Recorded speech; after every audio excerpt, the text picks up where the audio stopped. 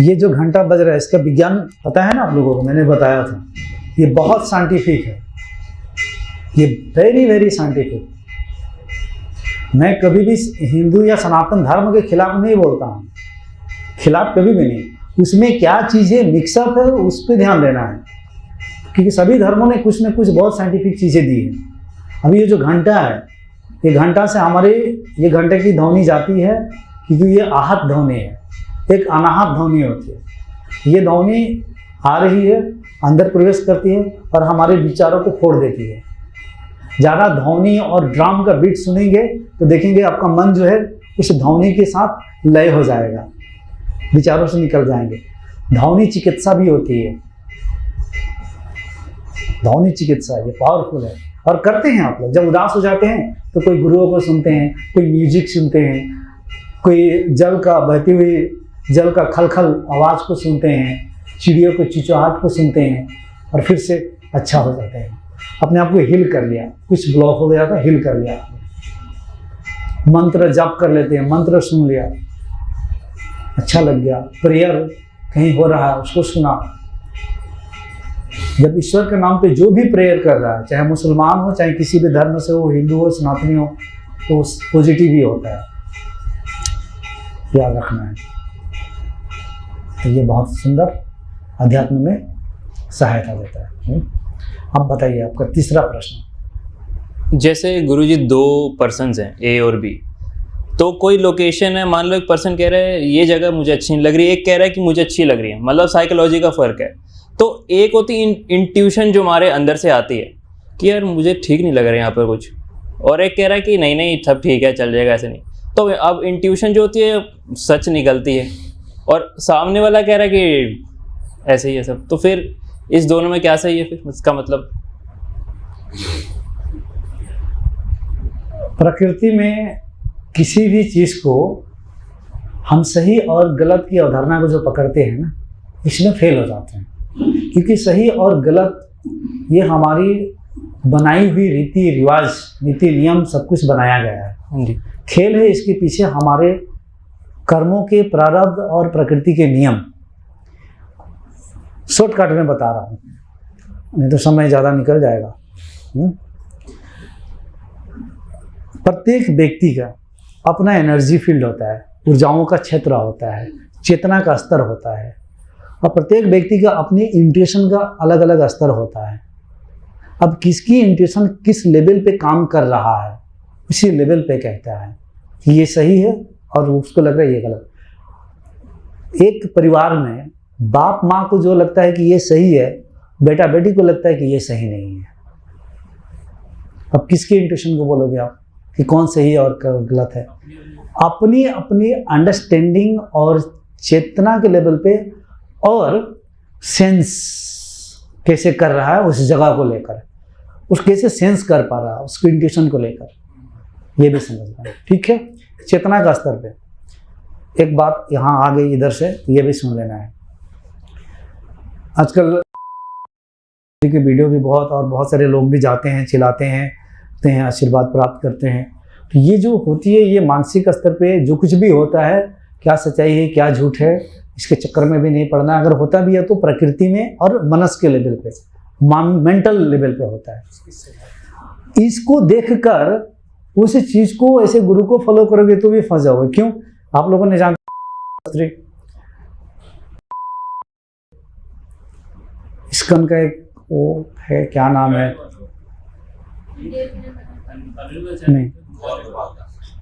नहीं गोपाल दास जी नहीं है,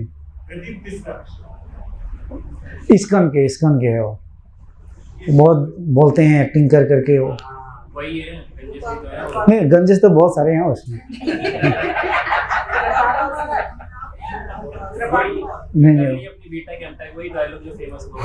नहीं गोरे हैं, गोपाल दास थोड़े सवाले हैं।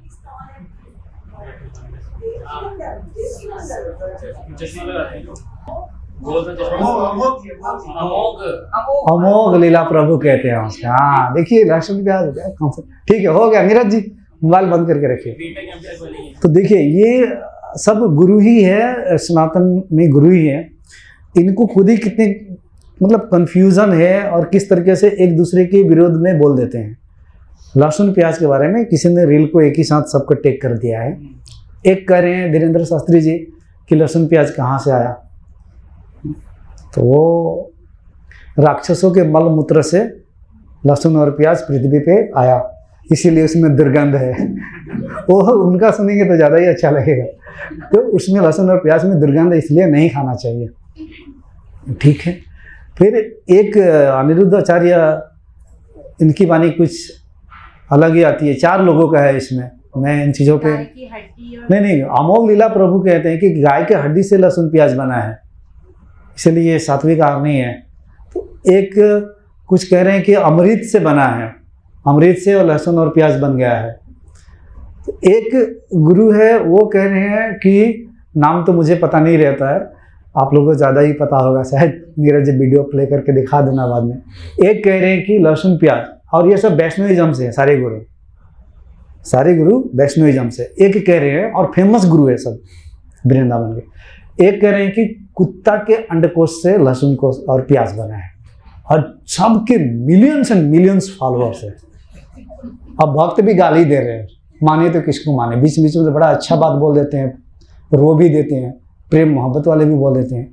अब एक ही अब चारों एक लहसुन प्याज पे 4 दृष्टांत दिया, तो ये भी कहीं से पढ़ ही रखे हैं, हम माने तो किसको माने। हाँ प्ले कर दीजिए साउंड देकर, क्योंकि ये मेरा कॉन्सेप्ट नहीं है, ये उधर का कॉन्सेप्ट है। आप कुत्ते का अंडा क्या आप हमें बताएंगे कि प्याज और लहसुन का जन्म कैसे हुआ? कि प्याज और लहसुन का जन्म गंदगी से हुआ, राक्षस के मन से हुआ। इसलिए वो गंधक, उससे दुर्गंध बहुत आती। आप कुछ टिप्पणी करेंगे? अमृत की बूंद जमीन पर गिरने से एक बूंद लहसुन हो गई, एक बूंद से प्याज हो गई। वेद में इन्हें अमृत कहा गया है, दोनों को, लहसुन और प्याज को। ऐसा है बाबा जी, आप कुछ बोलेंगे? क्योंकि शास्त्रों के अनुसार प्याज की उत्पत्ति कुत्ते के अंडकोश से है, और लहसुन की उत्पत्ति कुत्ते के नख से। बाबा जी आप भी कुछ ज्ञान बांटिए। तो गौ माता उसका, उसकी जहाँ हड्डी गिरी वहां से लहसुन का, और जहाँ फ्लैश गिरा वहां से प्याज का। तो इसलिए अगर प्याज से खा रहे हैं, जैसे हम गौ माता की हड्डी और मांस खा रहे हैं।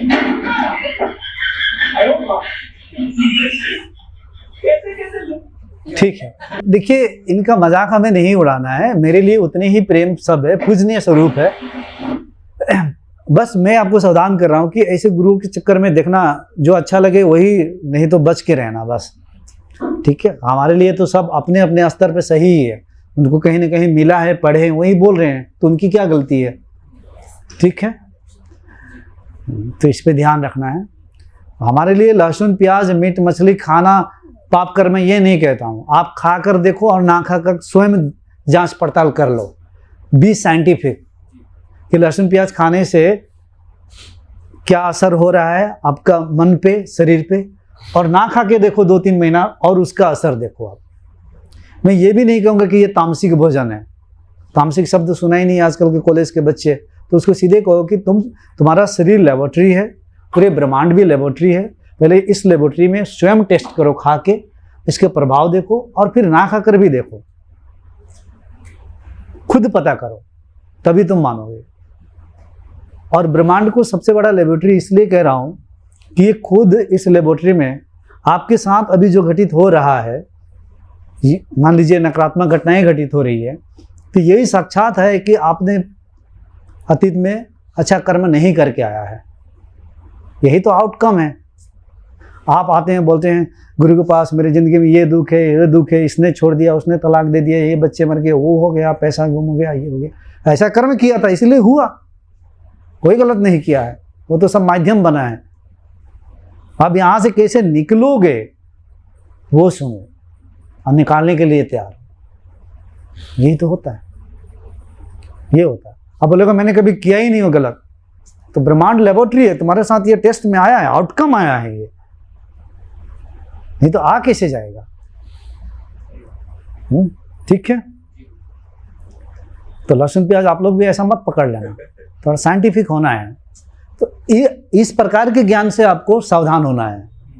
मैं जितने सुबह से बता रहा हूँ, इसी में अवतारों को, देवी देवता के अवतारों को भी, और सभी धर्मों में, एक धर्म में नहीं। 2 मिनट रुक लो, सभी धर्मों में है।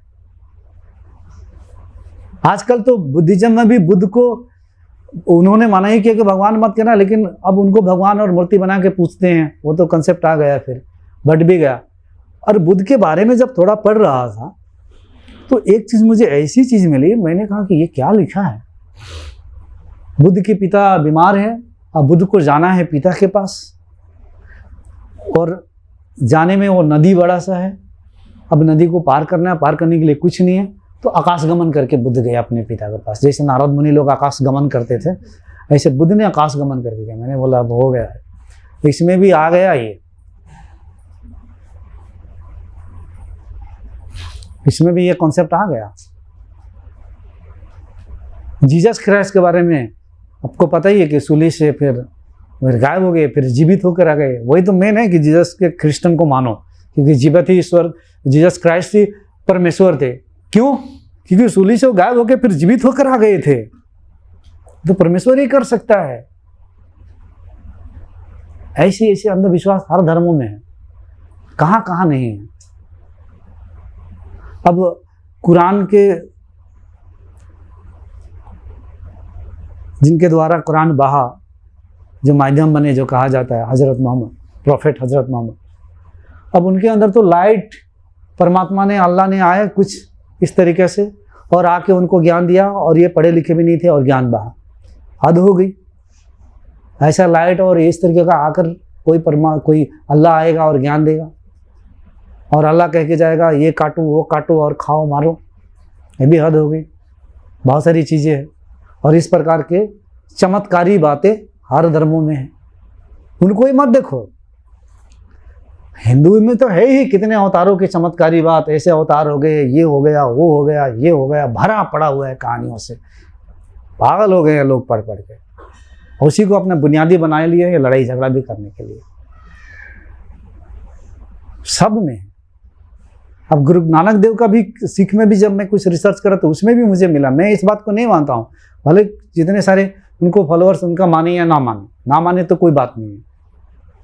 इसकी उनकी भी कहानी कभी मिलती है, जो वो कहीं गए थे, कहाँ गए थे, जो मुसलमानों का मक्का, तो जिधर पैर करके सोए थे इधर पैर किए तो उनका पूरा, उनका इधर से उठ के इधर आ गया, इधर किए तो इधर से इधर उठ के आ गया। जब एक आया कि आप हमारे दरवाज़ा की ओर पैर करके क्यों सोए हो, उनका पैर वहाँ का मौलवी ने उठा के इधर से किया, तो उनके जो मक्का के जो दरवाज़ा था उधर से वो उठ के इधर आ गया, इधर किया तो उधर से उठ के इधर आ गया, उधर से उधर उठ के आ गया। और इस बात को पूरे एकदम बुनियादी पे, फाउंडेशन पे मानते हैं इस बात को, लेकिन मैं नहीं मानता हूँ कि जियोग्राफिकली ये चीज़ें उठ के इधर जाएगी, ये चीज़ें। प्रकृति का अपना नियम है, भौतिकी विज्ञान है, मन का अपना विज्ञान है हर धर्मों में। महाअवतार के बारे में जब मैंने योगानंद की लिखी जब पढ़ना शुरू किया, देखना सुनना कुछ ऑडियो में, वहाँ में कई साक्षात्कार की बात ऐसी है, मैंने बोला इसको बंद करो, ये तो बहुत ही ये है। तो विनय जी ये 20 सालों से क्रिया योगा का फॉलो कर रहे थे, तो मैंने इनसे पूछा तो ये कह रहे हैं कि ये ओरिजिनल कंटेक्स्ट नहीं है। बाकी उनका सारा ज्ञान सब सही है, जितने लहरी नाथ से है, योगानंद का या युक्तेश्वर गिरी है, शक्तियों का जागरण, कुंडलिनी, बोध, परमात्मा का, ये सब कुछ सही है, बिल्कुल कहीं कुछ गलत नहीं है उसमें। और महाअवतार भी करीबन एग्जैक्ट तो नहीं कौन से ईस्वी से, हाँ जी, करीबन 1000 साल हुए, तो वो भी तो अवतारों को ही मानते, तो उन्होंने तो ऐसा मानकर कुछ नहीं आया। ये आपको वेरीफाई करना बहुत जरूरी है। तो हर धर्मों में आपको कुछ ना कुछ चमत्कारी बातें मिलेगी, हर धर्मों में। इससे पूरे बच के रहना है। बहुत ऐसे गुरु है जो पूरी तरह से सत्य की बात किया है, सत्य का मार्ग दिखाया है, उन गुरुओं का वेरीफाई करके चलना है। ठीक है। चलिए।